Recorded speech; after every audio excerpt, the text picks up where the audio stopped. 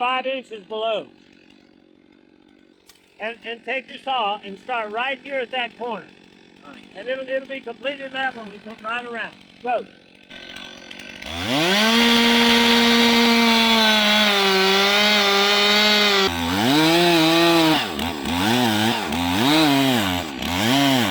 That's it. Beautiful. Did you see here? That's a bypass. To get the mechanics of a notch and hinge to work, you have to be precise with the back corner. You got now 1.25 inches with a bypass, which isn't probably going to cause much problem. But if you don't recognize that and you bore through that tree or you cut from the back, you're going to take this down and you're going to cut your hinge off on this side. And that tree's going. So you got to clear that up.